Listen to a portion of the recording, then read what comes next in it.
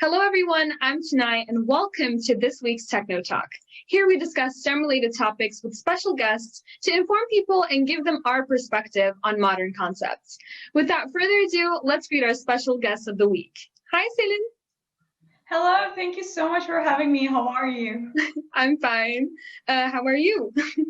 I'm great, thank you so much. I'm very excited to be here. Us too.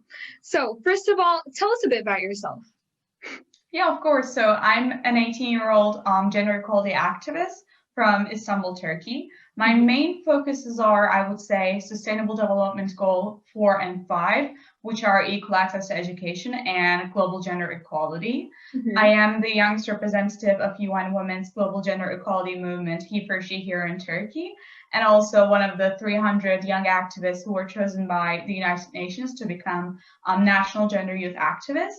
And basically what we do is being the youth voice on a UN level, I would say, and we're making sure that our voices are being heard on Generation Equality Forum, and we are able to contribute. I'm sure that everyone is proud of what you do as a young activist. Thank you so much.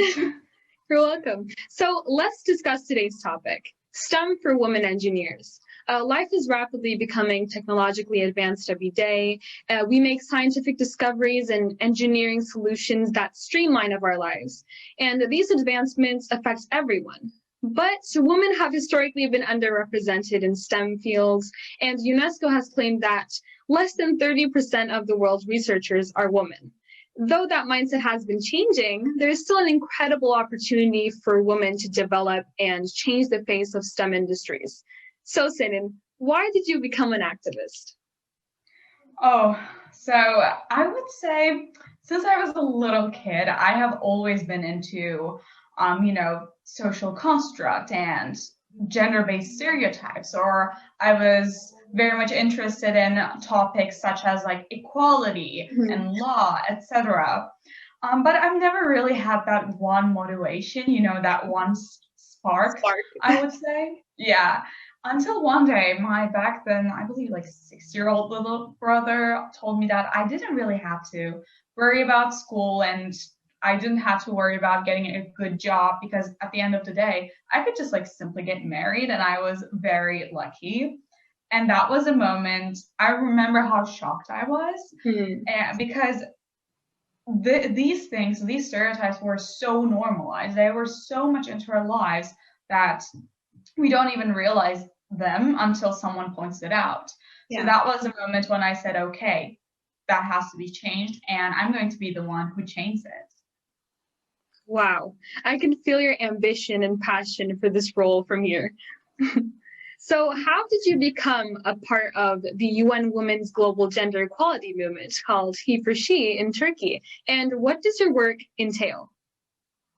So a day after that incident happened, maybe it was fate, maybe it was luck, I don't know, but my mom texted me during school, and she was like, hey, I know that you are interested in like gender equality and being an activist, and I saw a new campaign and a campaign organization by UN Women, He for She. So, and I have seen that your school has a He for She club, so why don't you get involved?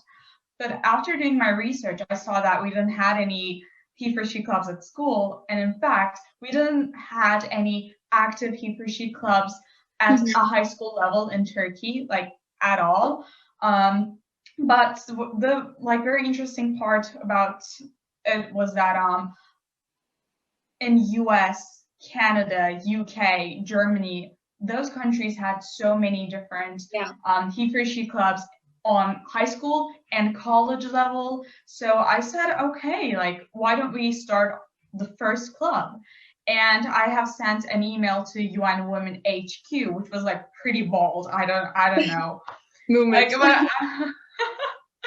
I was so lucky because a couple of months later, they reached out to me with the most positive response, and they have sent me their action kit, and they were more than happy to help me out. And with their help, we have started the first He for She club in our own school, and then like a couple of months It took later, off. yeah, exactly. It took off. It Yeah, was amazing. that is amazing. And the amount of effort that goes in being an activist is incredible, especially at this age. Thank you. Yeah, Okay. probably. Well, what are advices that can help girls gain the confidence to pursue a future in STEM? So I would say I think this is very much like linked to the Girls Who First movement, Mm-hmm. and I'm the co-founder of it with Ultimate Robotics 7830 FRC team. So we have realized that even in the first community itself, which is like very much, you know, about STEM and like women empowerment, etc. Yeah. First values those things a lot, but even like in FRC teams, girls tend to be more on the PR side of the team, and boys like to be more on the robotics side because like everyone wants to just stay in their comfort zone a little. Lane, yeah. Yeah. So, and let's say that you want to learn coding, but you just feel like you're so alone and you're the only girl, etc. Like, and those stereotypes just rush into your mind, and it's just very, you know, stressful. But we have realized that there are thousands of girls all around the globe who are on the same boat as you are. So that's why we have started the Girls Who First movement, for example. And with Girls Who First, we encouraged girls in FRC teams to post pictures of themselves on social media while learning how to code or doing like mechanical stuff or like robotic stuff with the hashtag Girls Who First. So much fun. Yeah, it was so much fun. And whenever a girl felt like she was alone and she needed that sisterhood sense, she could just see her like STEMinist sisters around the globe with just one hashtag. Incredible. I also agree with all of that you said, because I also think that correcting the negative perceptions and the stereotypic person and, let's say, judgment that girls develop at a young age can indeed lead them to embrace math and science and coding and all of the other things regarding to STEM, rather than avoid the subjects and fields. And making these types of changes matters so much. Exactly. Yeah. Well, as a young activist, how did you manage to empower girls during the pandemic? Oh, what a hard question. Yeah. So of course, with the pandemic, like everything, we switched our lives to social media and internet and laptops. Yeah, digitalizing. Yeah, it was very hard, especially with Girls Who Code, because we thought about, you know, hosting workshops or conferences over Zoom, which is like pretty common nowadays. Yeah. But the key, like our key audience, our target audience per se, with Girls Who Code was teaching the basics of coding to young girls who didn't have access to internet or laptop, or you know, who didn't have the resources to learn about STEM.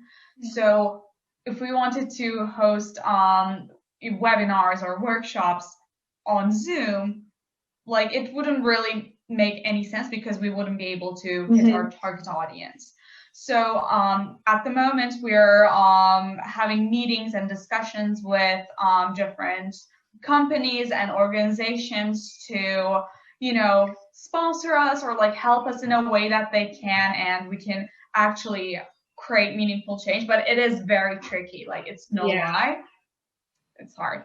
Yeah, but still great work, because doing research, meetings, and conferences, especially online during this time set, is like very efficient for the future, and to turn the scenario into an advantage and to gain out of this like difficult time, let's say. Yeah. 100%. Well, finally, I heard that you have a life motto that you go by, and I really like it, by the way, which is "Be the change you want to see in the world" by Gandhi. Would you tell us the meaning behind it? Yeah, of course. So first of all, like every time, like every day, I just, remember that motto, that quote. Like I remind myself that quote, like every day, like honestly, because it just keeps me going. Like, it just hypes me up to pursue the work I'm doing. And I have realized that as humans, like we always find something to criticize. We always find something that we don't like, and we rant about how someone has to change it. But no one really takes any action afterwards, or like no one actually comes up with a solution. We just rant about it and not do anything afterwards. But if we want something to change, we have to be the person who changes it. We have to be that change, because otherwise, like, nothing will happen. Yeah. So like that, I think it was the perfect quote for my work, and it's just my motto. Yeah. In my case, like every person brings a different perspective and experience to the world. Even if sometimes it feels like small to you, just like one person, how can this be? It's a change to the humanity, and it matters so much. Exactly. Exactly. 100%. 100%. I think that is like very important, especially on social media. Let's say that an account has 300 followers. We underestimate the account. We underestimate the power of the account because it's just 300 people. Well, it's not going to change. Yeah. Yeah, but imagine 300 people in one conference room. Yeah. Imagine how stressed we would be to, make a speech in front of 300 people. So I think social media definitely is like a rabbit hole that's like A, and B, it's just so tricky because we always underestimate the power of 100%. Yeah. Well, that was another inspiring discussion. Thank you again so much to Selin for joining us this week. Thank you. Dear viewers, don't forget to keep up with our posts and additional events on our page, Technotalks and YouTube channel. Go and check what awesome and amazing things Selin does on her account. And if you haven't watched last week's video, please go check it out. See you next week with another interesting tech topic. Bye. Bye.